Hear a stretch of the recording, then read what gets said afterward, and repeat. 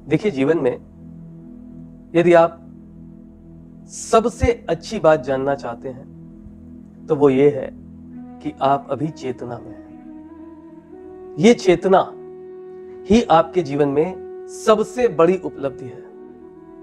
आप अपने शरीर को एक बार देखें और यदि आपको चेतना का अनुभव होता है, आपको ऐसा लगता है कि अभी आपका शरीर आपके अनुसार क्रियान्वित है, तो इससे अच्छी बात कोई नहीं हो सकती। और ध्यान रखिएगा, कभी भी किसी के जीवन में उसको सबसे बड़ी उपलब्धि नहीं होती। इसके अलावा यही सबसे अच्छी चीज है कि आप चेतना में हैं। और यदि आप चेतना में हैं तो आपको कोई भी औसत दर्जे की वस्तु भी अगर मिल जाती है तो आप उसे अपनी चेतना, अपने ज्ञान, अपने मनोबल, इससे एक बहुत अच्छा स्वरूप दे सकता है।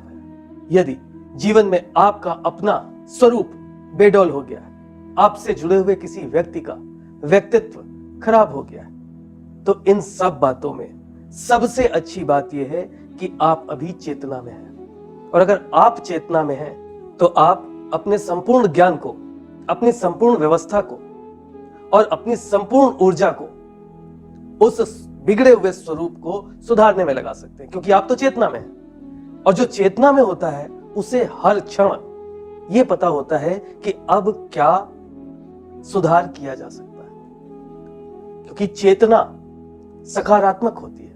और यदि आप चेतना में हैं तो आपको किसी भी वस्तु के बिगड़े हुए स्वरूप से किसी भी प्रकार का अवसाद नहीं होना चाहिए।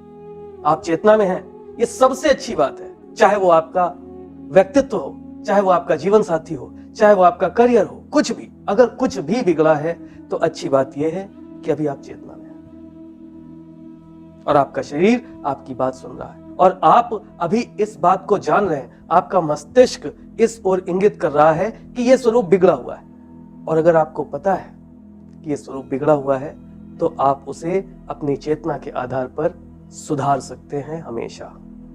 तो चैतन्य अवस्था में होना ये जीवन की सबसे बड़ी उपलब्धि होती है।